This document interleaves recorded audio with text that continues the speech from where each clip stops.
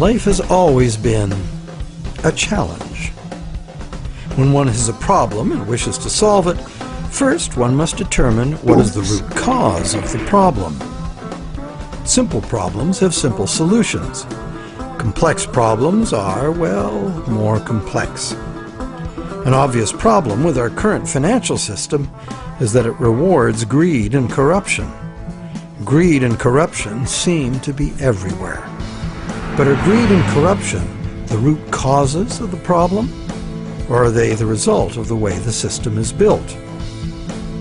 Logically, one should first ask, are there built-in reasons why the system works the way it does? And if there are, can they be built out?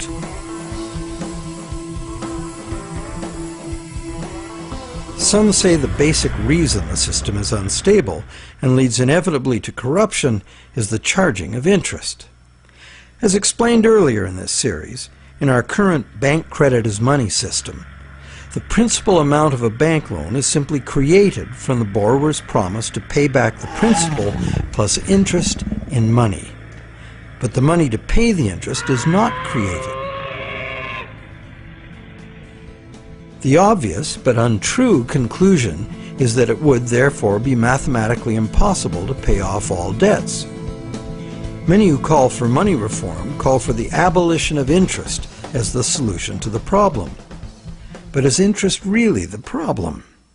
Yes, there would be a serious mathematical shortage if all loans were concurrent and had to be paid back in one lump sum. That problem might apply to gangland loans and sometimes to farm loans, but that's not how the banking system works in general. Bank loans usually get paid back in a series of payments over a period of time, and for good reason. Money is both a stock, the amount in existence at any one time, and a flow, the transactions over time that the money is used for. Flow works like this. If I, the rich guy, lend you $1 and that was the only dollar in existence, the stock, could you pay me back $100? Well, if it had to be paid in one lump sum, no. That other $99, the interest on the loan, would be impossible to pay. It would be impossible to pay even in $2 payments, because there is only $1 in existence. But if I let you pay me the $100 in $1 payments, magic happens. In fact, in $1 payments, you could pay me back any amount of interest if you lived long enough. The only condition required to make full payment of a $100 debt with only $1 in existence is that I give you the opportunity to earn or otherwise get that dollar back each time you pay it to me. This is the flow, and by means of the flow, the same dollar can be paid any number of times and becomes effectively many dollars, all legitimately representing the work done to earn them. It is always the work, the real value, that pays the debt and gives the dollar its value, not the dollar itself. The relationship in our example is dreadfully unequal, because the man with the money has enslaved the man without it, just like the real world, some would say. But a simple loan at interest need not produce a shortage of money or cause unpayable debt if flow is 100%, as in our example. Flow is the real measure of economic activity. It's much more significant than the stock in a money system, as it multiplies the effective money in circulation. Given that today we use an exclusively debt money system, what is flowing in all these transactions is credit, or promises to pay money. This credit is ultimately nothing more than the promises of borrowers to pay this credit back, usually according to a time schedule and usually with interest added. To pay this credit back, most of us will have to work and earn it by being productive. So, therefore, the real value of the money that flows in our economy today is created by our promises of future productive work. We take a loan in order to have something now rather than later. We agree to pay interest on into the future, thus reducing our future spending power, often by more than the amount of the original loan. However, with an understanding of flow, we see that there's no intractable arithmetic problem with the charging of interest. The problem is a social and systemic one. Lenders have neither obligation nor incentive to spend all their interest income so that the borrowers can earn it again and again. In fact, money lent once into existence is lent as existing money a second and a third time in expectation of more gain. The problem is basically one of incomplete recycling. Where money needs to be spent, earned, and used to extinguish the debt that created it, it is instead lent or invested for gain. In other words, money that must be extinguished is, instead, expected to grow forever.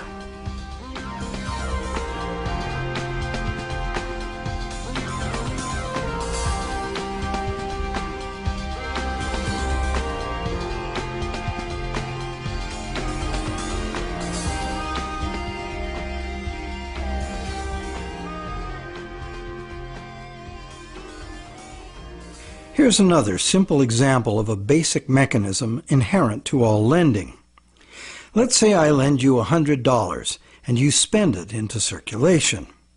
It eventually ends up in the possession of someone who doesn't need to spend it and decides to lend it instead.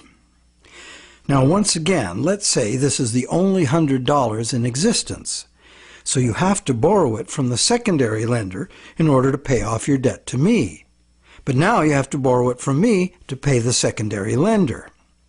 This twice lent money has become a perpetually unpayable debt. This debt can never be extinguished, nor even reduced without a default. Notice that interest doesn't even enter into this equation. The problem of perpetual debt remains, interest or no. And even if the money itself is of intrinsic value, like gold or silver, or if it is issued by governments as cash, twice lent money creates perpetual debt exactly the same way.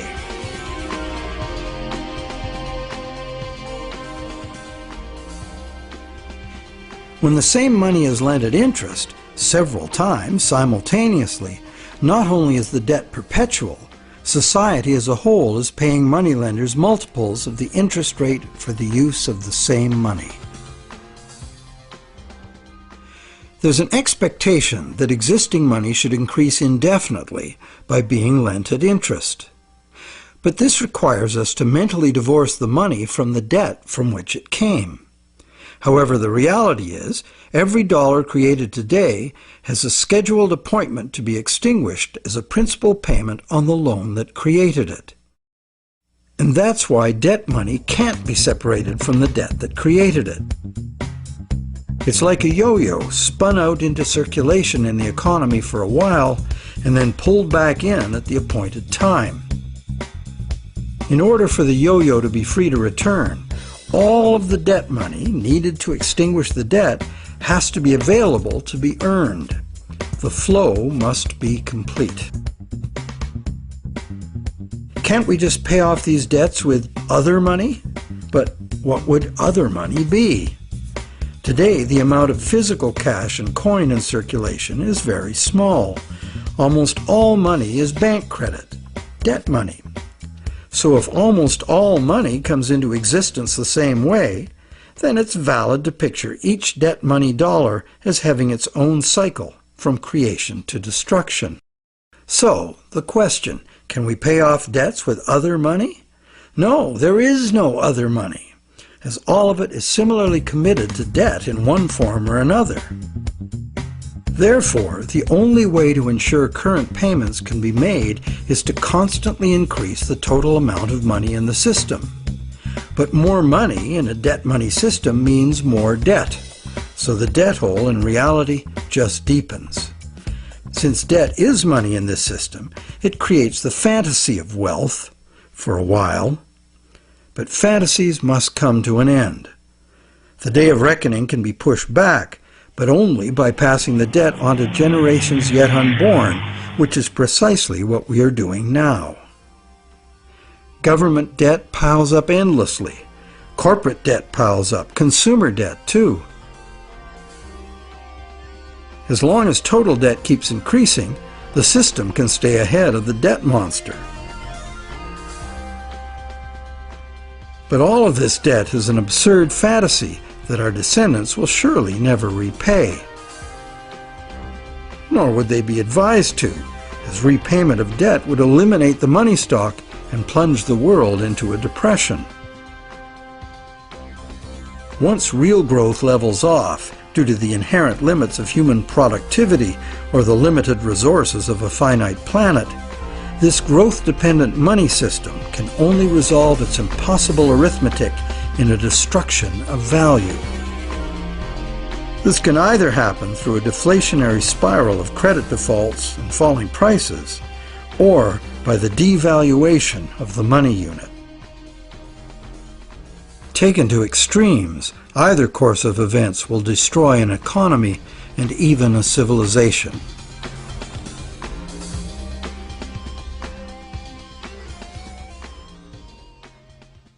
The only other choice is debt forgiveness.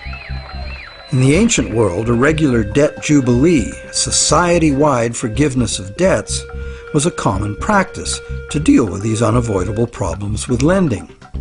It was considered normal, even by the rich and powerful, that the general good of society took precedence over the rights of those rich enough to be lending money for profit.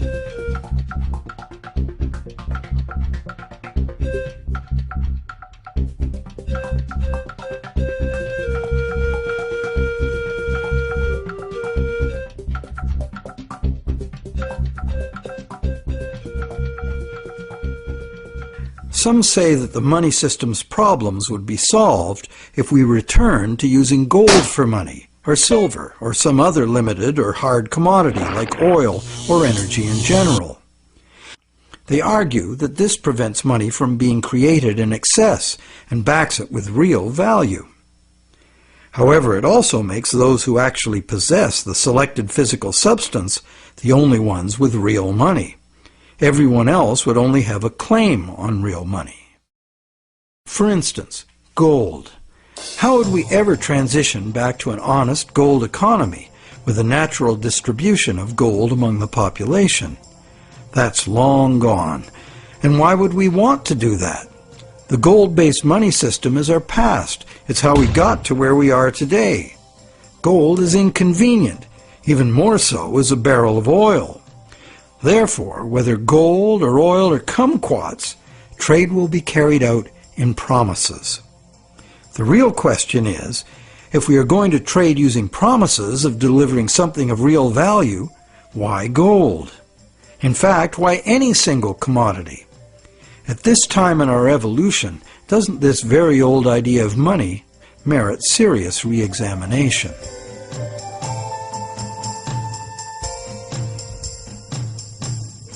It can be argued that our current elastic debt money is backed by real value, every bit as meaningfully as gold. That's because money, most of which is created as mortgages, represents the value of the assets pledged as collateral. So is bank credit money actually a claim on the real estate pledged to create it? Not directly. Bank credit money can be a claim on anything. Now, anything includes the real estate pledged as collateral, so it can be a claim on the real estate that was pledged to create it. So how is a promise of real estate any less valid than a promise of gold? Both gold and real estate can change value relative to other commodities. Neither is a permanent standard. In fact, there can never be a permanent standard of value because value is always subjective and variable. So it would seem that the crucial difference between a claim on gold and bank credit is that bank credit is not a claim on any specific real thing, while the promise of gold is. The promise of gold has to be a promise of a specific amount of a specific real thing from a specific promiser. Isn't that the essential reason why many people would consider a promise of gold the better promise? But that is only true if the promise is reliable and what is delivered is really gold. with the discovery that some of the gold bullion sitting in central banks is actually relatively worthless tungsten plated in gold, the whole argument that gold is the most solid, reliable money is shown to be neither solid nor reliable. Precious metal is susceptible to counterfeiting, it's heavy, and it's vulnerable to theft. So to return to commerce via the physical exchange of precious metal coins would mean civilization had reverted to a pre-electronic level of technology. In the absence of such a collapse, the economy would still wind up running on promises just as it does now. So once again, money would only be as good as the promises made, and there would be no need of actual precious metal coins if all transactions were carried out with promises.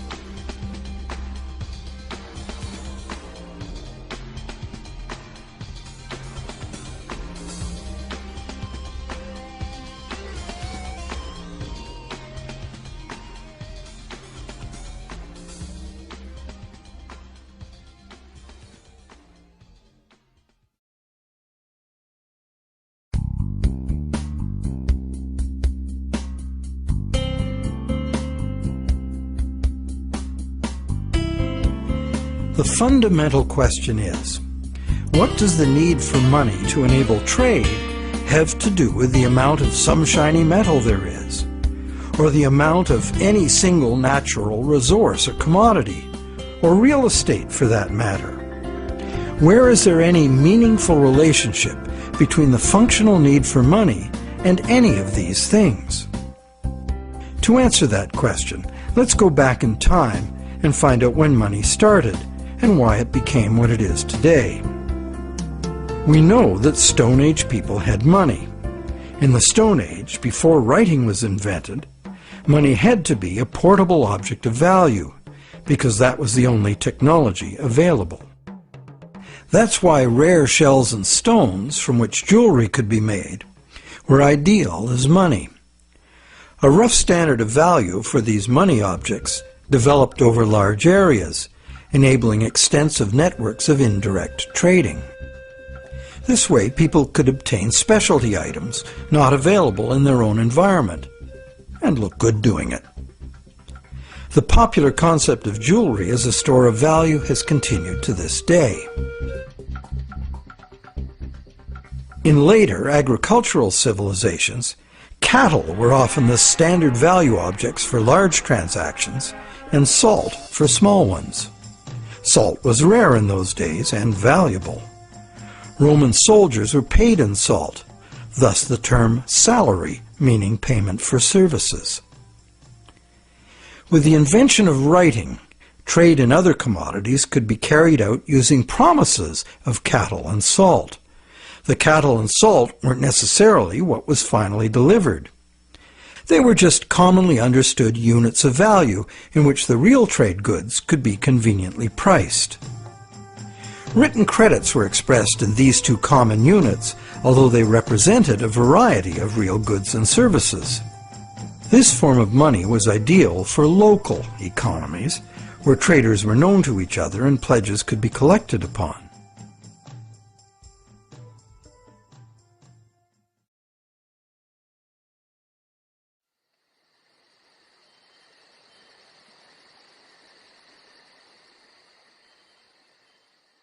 Agricultural surpluses allowed some people to leave the farming to others and specialize in particular crafts. This resulted in improved skills and better tools, and that led to further gains in productivity. This specialization of labor required increased trade, as more people opted to produce a single item of enhanced value. They would then need to trade their specialty for the broad spectrum of necessities that past generations had produced for themselves. But direct barter was inefficient. So more trade led to a greater need for money. Over many centuries, various forms of money were tried. Eventually, gold and silver coins proved to be the most useful money objects because they were conveniently portable and similarly valued across large areas of the civilized world.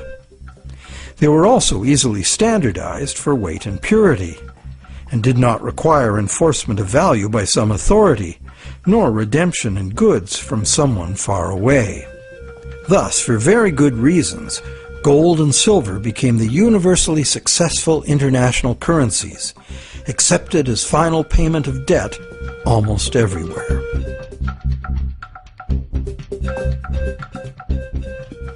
The problem with a system in which money is a standard commodity is that it is most efficient when only one standard commodity is used.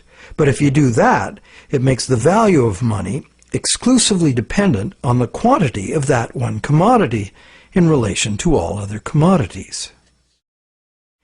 For example, the Spanish thought they would be fabulously wealthy with all the gold they stole from the Aztecs and the Incas, and then turned into money back home. But when the gold got back to Europe, sure, the amount of gold increased, but it didn't increase real productivity in proportion. Fertilizer would have been more useful for that.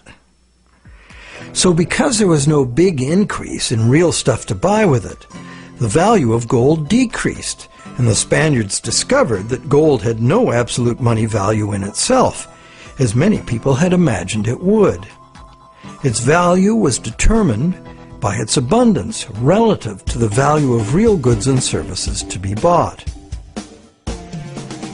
Yet many continue to argue that the value of gold, a luxury item of no practical use to most people, should be the measure of value for all the real goods and services essential to our lives. While some campaign for a return to gold, others mistakenly believe that today's money still does represent gold held in a vault somewhere. That hasn't been true for decades. In our current money system, we use national fiat currencies and bank promises to pay in national currencies as the standard commodity instead of gold.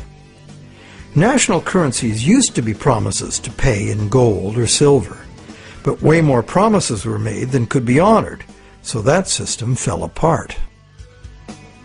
Today, national currency is just legally enforced money, what they call fiat money.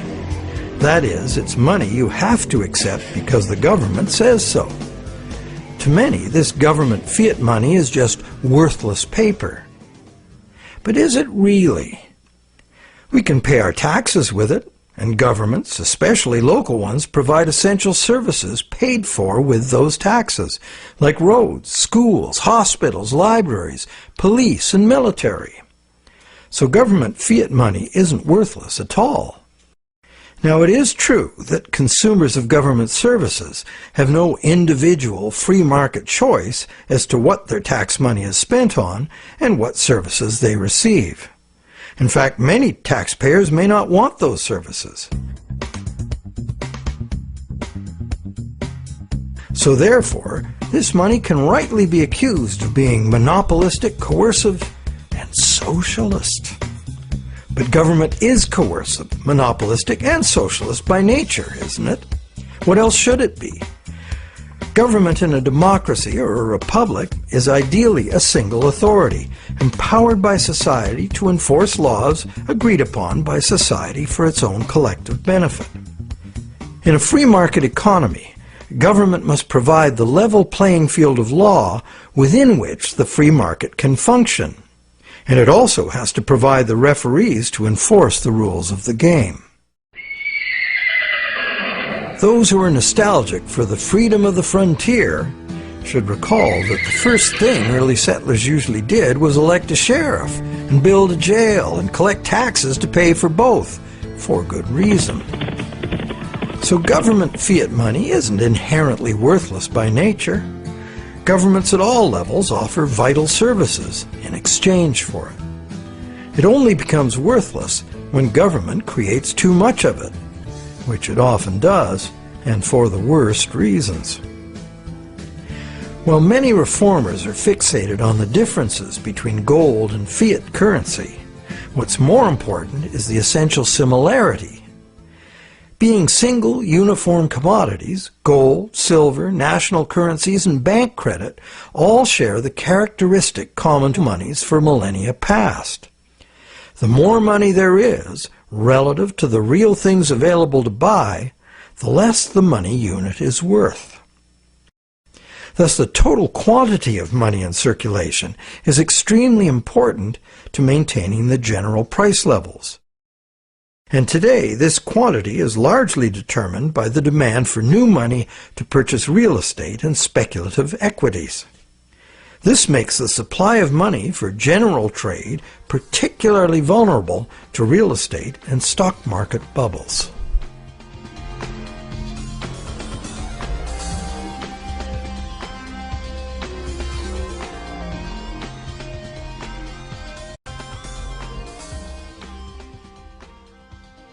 Perhaps the most significant problem with money as a single commodity is its tendency to concentrate wealth. Those who have no money must get it from those who have it to lend.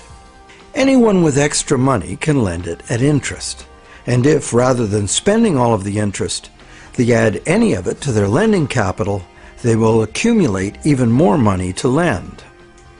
One reputable study counted all the ways we pay interest, directly on our own debt and indirectly in prices and taxes for corporate and government debt. This was compared to the interest we earn from all sources. This study found that only the richest 10% come out ahead. The next 10% do little better than break even, and the remaining 80% pay more than they receive, the poorest losing out the most. Now, in our current bank credit system, money is created as debt to banks. This debt is required to be repaid to the banks in money, either fiat cash or bank credit. Therefore, the ability of all borrowers to repay depends on the availability of fiat cash or bank credit. The supply of fiat cash is controlled by the nation's central bank, but fiat cash makes up only a very small proportion of money.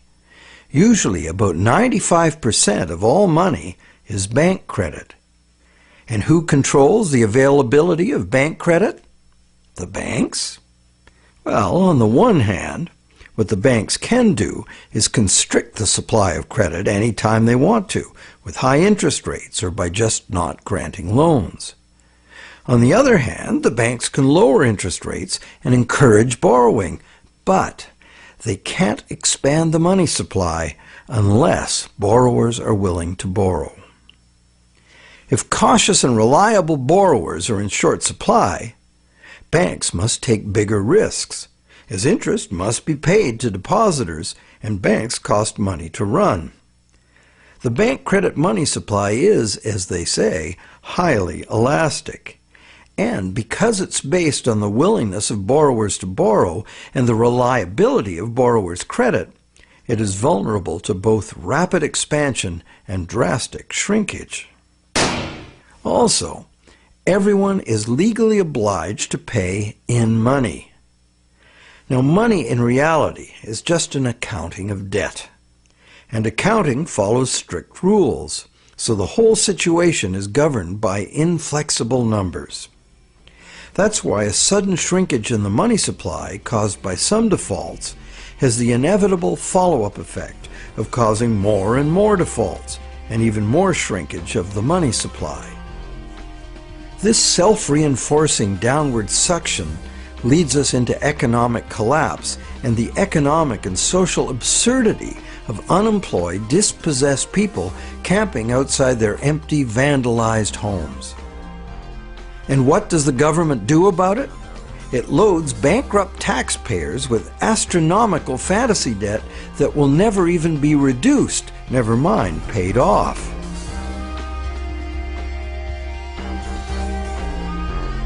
All this is done to fill up the negative balance sheets of the banks With money the banks never had in the first place.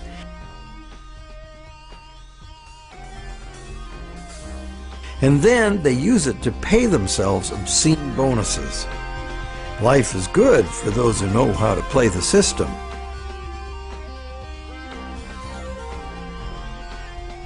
The bailout scam was the biggest daylight robbery in the history of the world.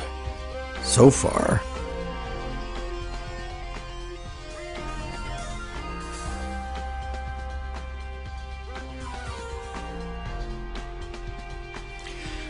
All of these tendencies of the money as commodity system are features of the system itself.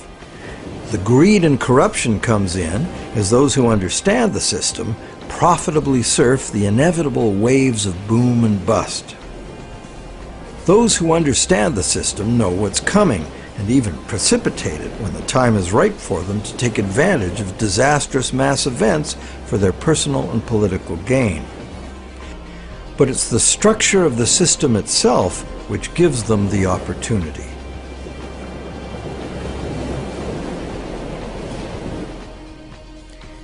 And they have taken this opportunity over and over again since ancient times.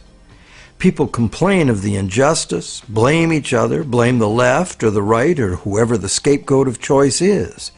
But they never really catch on to the reasons this keeps happening. That's because most of us shy away from trying to understand the true nature of money and of freedom. The basis of freedom is essentially the freedom to exchange goods, services, ideas. If you create something in proven demand, you and only you should have the right and the freedom to create and spend the credit money needed by someone to buy it. Money as a portable uniform commodity was invented a very long time ago. It was the only choice using the technological means available at that time.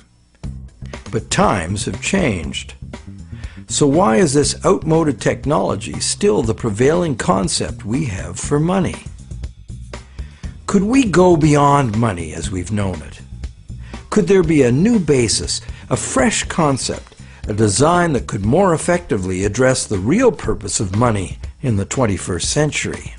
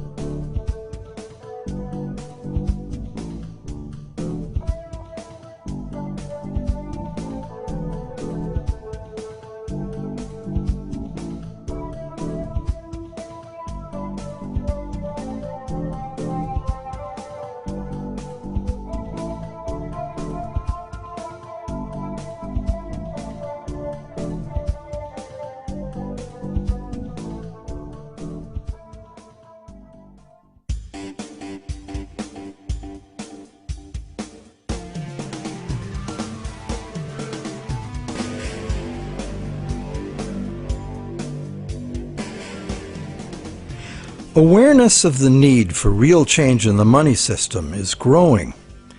But what direction to take? What exactly is the problem, and how can it be solved? The safest and only real choice, many people argue, is to return to gold, or a gold standard, because this worked for millennia in the past. But gold itself is impractical for transactions in the modern world. It was impractical centuries ago, which is why the promise to pay gold system developed. And so it is certain that, in practice, transactions would be conducted in promises to pay gold, not gold itself. Thus, the promises to pay gold money will only be as reliable as the promises. So in reality, it isn't the gold that makes the system work, it's the reliability of promises. Would they be reliable promises? Maybe. But what we would be using as money would be like the old goldsmith's promises, made in the knowledge that only rarely does anyone ever ask for real gold. This was the problem with the goldsmith's situation. The real gold was seldom claimed, allowing fraudulent promises of gold to be made and used as money. Why would history not repeat itself if all the same elements remained in place? Another thing, what most people say they like about the gold system is that promise of gold money is a promise of a specific amount of real value.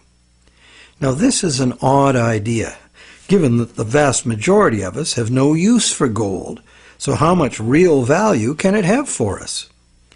Wouldn't a promise redeemable in food, clothing, or shelter be much more real? People also like the idea that gold is just gold, doesn't need a government to create it. However, it does need miners.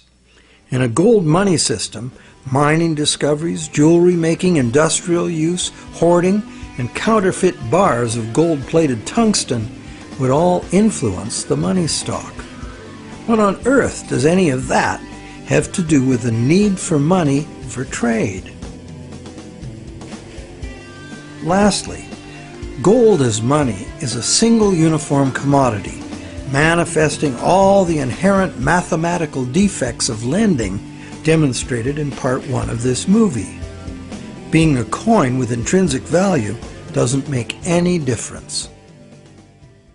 A lot of gold and silver's appeal comes from a belief in an oversimplified version of history. People assume that coins were invented to standardize the inherent value of the metal they contain. This is true, but right from the beginning, some of the earliest coins were created based on a diametrically opposed idea. This was done because the rulers at that time foresaw the inevitable negative consequences of using limited supplies of precious metals as money. Therefore, they chose to avoid that route. Instead of precious metals, these rulers struck coins of iron or copper and defined their value by decree. What's more, these coins by decree were heated and dipped in vinegar, so the metal they contained would have no intrinsic value. These coins were in fact the original and true fiat money. They were merely tokens of value, money created by law and enforced by the ruler's authority.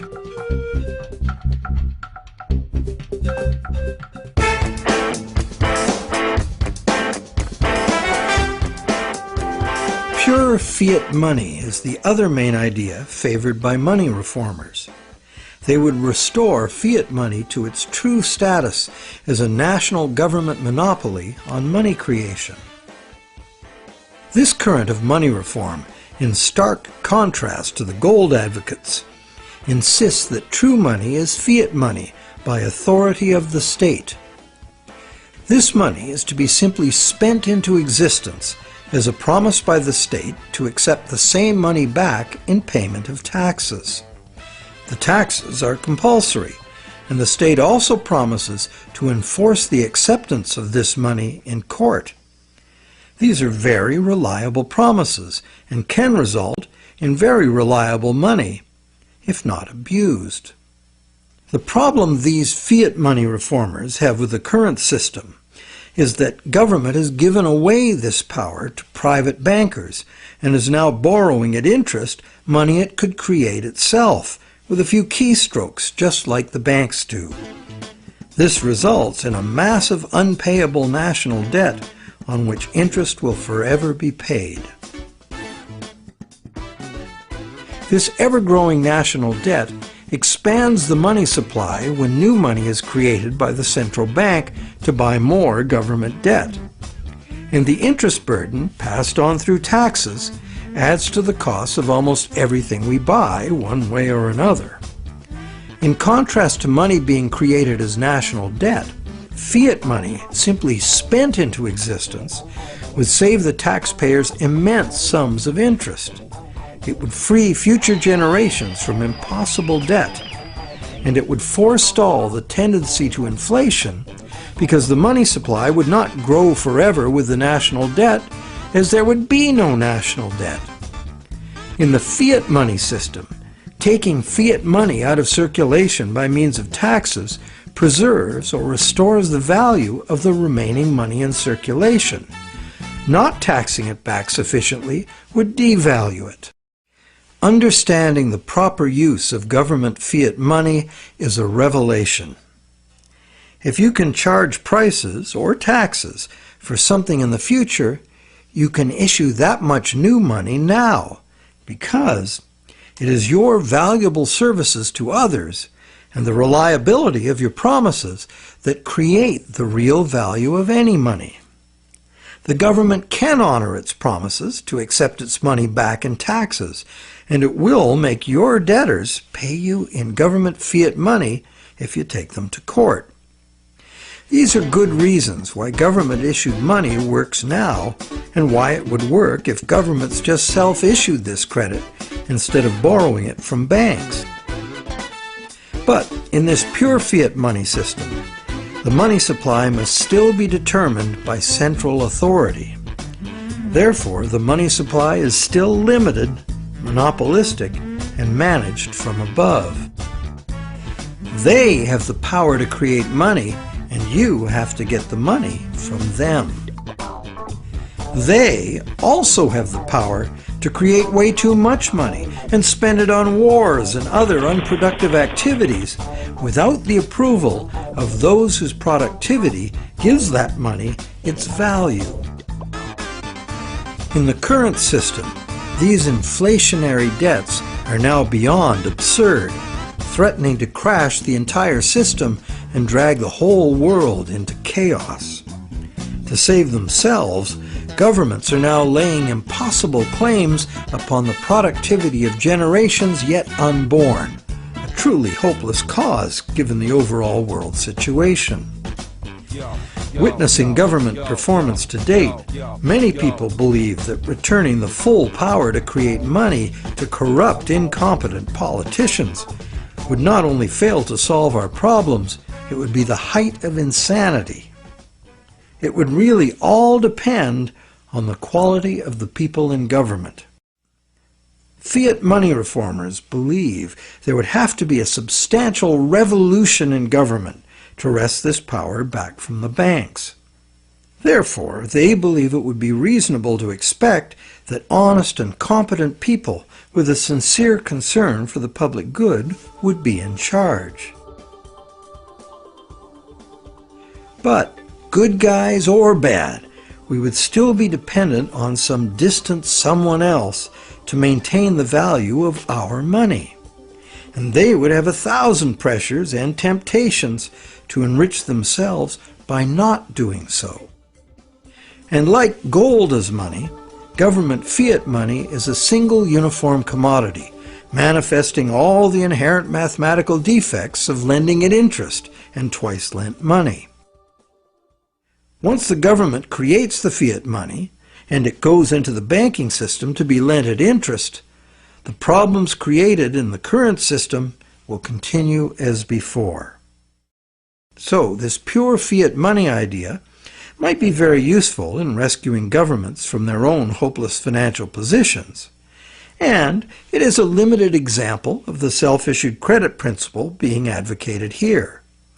But pure fiat money would not address the root problems inherent in the math of lending, unless the principle were expanded beyond government. Advocates of pure fiat money like to claim it is money created by law, as if it were independent of economics. But if new fiat money were just spent into existence year after year without being removed from circulation as taxes, it would become worthless. What these fiat reformers tend to ignore when quoting history is that in ancient money created by law systems, the prices of critical commodities were also dictated by law. In fact, the value of money was defined by the ruler as so much of a certain commodity. Charge more or less for the designated commodities and it could be off with your head. Today, price controls like this could only be achieved in a self-isolated and totally bureaucratically controlled economy like Soviet communism. In a free market global economy, money created by law is bound by the same laws of supply and demand as any other single uniform commodity money. In other words, pure fiat money in a free market is an illusion. There's no such thing.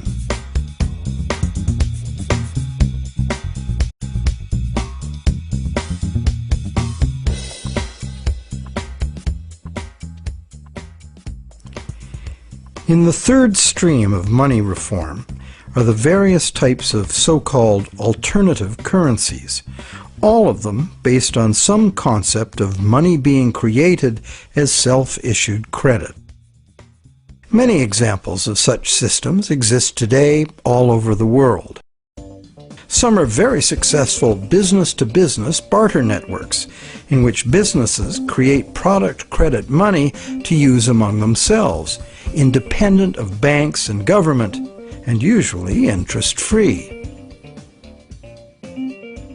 Such systems are tolerated, and in Switzerland the existence of the Weir system is generally credited with stabilizing the banking system by expanding when the conventional system contracts and vice versa. But in the past, when they became too successful, alternative currencies were usually suppressed by the banking system or even outlawed by government. So, active suppression is the most significant external problem. The most common inherent problems with these systems are their limited scope and acceptance, their operating costs, and the unreliability of member credit. What the conventional banking system provides, worldwide reach, affordability, credit checks, and debt enforcement, are the necessary services that are usually inadequate or prohibitively expensive in the alternative systems. Once the small group of idealistic and honest originators are joined by members exhibiting the full range of human behavior, alternative systems discover they must deal with cheaters. Some are deliberate cheaters, others just not too conscientious about their debts. And at the opposite end of the spectrum are the hyper-conscientious people who won't issue credit because they are afraid they won't be able to fulfill it. A self-issued credit system cannot work if the members are afraid of issuing credit. And that is why it makes far more sense that government and essential industries like farming, forestry, mining, manufacturing, and construction should be the main and widely accepted sources of self-issued credit, not vulnerable individuals trading haircuts for pottery. However, we are talking about creating a truly liberated system of exchange. Therefore, in this proposed new system, anyone would have the freedom to issue credit, because only voluntary acceptance would determine the circulation of it. The costs of accounting in self-issued credit systems could be overcome entirely by emerging technologies, allowing the creation of a digital coin. Digital coins could be passed from one owner to another, peer-to-peer, so that no bookkeeping and no third-party involvement, like banks or PayPal, is required. This leaves only the problem of achieving global spread. Thanks to technology again, this could now be achieved at little cost and at the same rate and with the same ease that the existing social networks like Facebook and Twitter have spread. So there is a positive answer to all the questions we have posed in this movie. And there is a solution that has the potential to unite the three seemingly conflicting schools of money reform into one cohesive movement for fundamental monetary change. Because, when examined closely, be it gold, tax receipts, or someone's goods and services, all three schools of money reform are really calling for the same thing: money that is redeemable for something specific from someone specific. Once one comes to that realization, it becomes obvious that self-issued credit for the full range of goods and services in demand would necessarily include gold, silver, and government tax receipts, as these are also things in demand. We just need to look beyond obsolete beliefs to see the heart of the situation. The all-inclusive self-issued credit system, the basis for almost all so-called alternative currencies, could contain within it both the precious metal and the payable for tax models of money without any contradiction.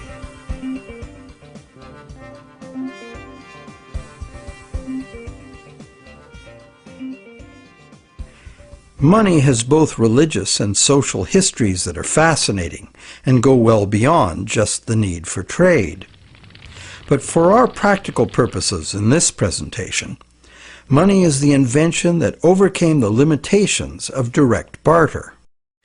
Money is, therefore, a technology, a way to solve a problem. Most of us would agree that we have a problem with our money system. This is no surprise once we realize the current system was designed by bankers in their own interest, and governments wanting to pump out artificial money to wage war and pay for it with the hidden form of taxation called inflation. It was not a well-thought-out project of mathematicians and engineers seeking to create a money system for the general benefit of humankind. There are now many people, including mathematicians, engineers, and even cartoonists, trying to rethink money as the need to do so becomes obvious. In this presentation, we've proposed that we return as close to direct barter as we can, because doing so would anchor the money system directly to the real-world things we want to exchange. The destructive flights of fantasy money that have brought the current system to its breaking point would not be possible. Self-issued credit is not a new idea. It is, in fact, an idea as old as numbers and written record-keeping. That is very old. However, only with our new technologies can it finally achieve its full potential as an international medium of exchange. And this transformation is already underway. Extensive electronic barter networks, some with their own currencies, exist among businesses right now. These could grow into a new global money system. In Canada, Canadian Tire money has been a self-issued credit for goods currency for decades. This money is redeemable for merchandise at Canadian Tire stores only, but is widely exchanged as payment by third parties because almost everyone eventually buys something at Canadian Tire. Like air miles and other bonus point systems, it is only a customer reward program at present. But anything that can serve the purpose of money can be money. Private enterprise self-issued credit money already exists in several forms all over the world, and more private enterprises are going in this direction.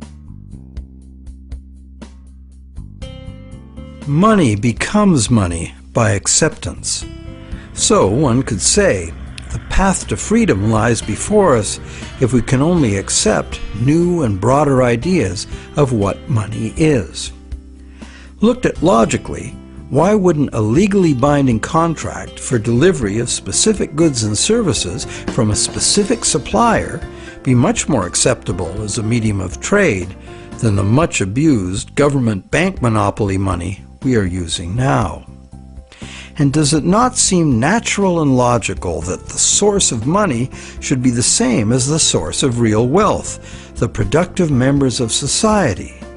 And does it not seem natural and logical that the value of anyone's credit should be determined solely by their own proven success at living within their means, no one else's? And does it not seem natural and logical that the value of what we have earned with our work and productivity should not be susceptible to being destroyed or stolen by the gambling of some very greedy people? We hope that watching the Money is Debt series has given you insights into why our money system functions the way it does. We also hope that we've demonstrated how a return to gold or a switch to any single uniform commodity as money does not solve the fundamental problems with money. Manipulation of single commodity money has milked productive people of their life energies and prosperity for millennia. That this predatory wealth extraction system could soon take the form of a single global bank emerging as an unaccountable big brother world dictatorship should concern everyone. We hope you're encouraged to do your own thinking about money, a subject that has been ignored and misunderstood by the public for much too long, to our great disadvantage. And, not to criticize without offering an alternative, we have, in this final movie of the series, offered a comprehensive and detailed picture of how a radically new economic system might work if interest-bearing product vouchers were the medium of exchange, thus eliminating money as a commodity in itself. Instead, money would be a global measurement unit like minutes, meters, and tons. The existing physical situation on this planet is not sustainable, and the number one technical obstacle to doing anything serious about it is the current growth-addicted money system, which is itself unsustainable. The crisis is upon us. If you'd rather think about solutions than despair about the problems, think about taking back our money power with self-issued credit. Join with others who realize the need for radical change and spread this knowledge and understanding as fast and as far as you can. The masses of people must take upon themselves the responsibility to wake up, realize our power, and create something better.